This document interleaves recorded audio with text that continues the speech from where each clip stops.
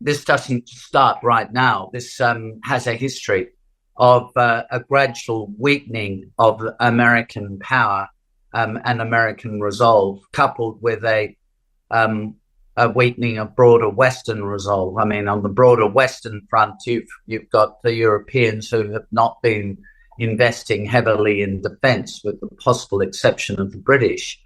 But more in a way, more seriously, has been the extraordinary series of policy failures on the part of the Americans. So I go back a while. I go back to the sort of 2008, 2009 period, when there was an uprising in Iran called the Green Revolution. There was a very substantial, one's forgotten this, I suppose, but very substantial protests in Iranian cities, in particular in Tehran, against the theocracy, with essentially the educated middle class and particularly women demanding liberation. So in came the Obama administration, and instead of giving moral and intelligence and the like support to this insurgency in Iran, the Obama administration announced that they wanted to negotiate a so-called nuclear deal with the Iranians. And the Iranians played them at a break, really, for several years until they did cobble together this deal.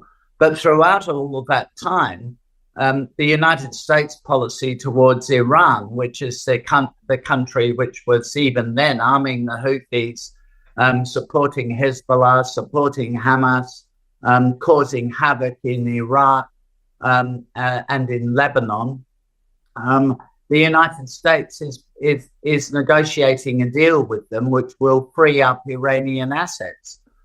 So what message, I mean, you can go into the detail of that, but what message does that send to the Iranians? It sends a message that America doesn't have the resolve in order to put pressure on Iran to stop the nefarious activities by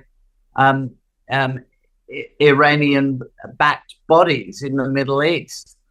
And this is incredibly dangerous. Okay, Trump came in. Trump had a policy of maximum pressure on Iran. But no sooner had Trump left office than Biden came in. And Biden came in and resumed these negotiations over the nuclear deal and started freeing up Iranian assets. I mean, I spent a lot of time talking about Iran, but the United States sent out a message of lack of resolve, lack of determination to crack down on what's essentially a rogue state, which is threatening the security of a very sensitive part of the world. The Biden administration also spent a lot of time attacking the Saudis and denigrating Mohammed bin Salman, the crown prince, the effective ruler of Saudi Arabia, who is a reformer and has historically been very pro-West.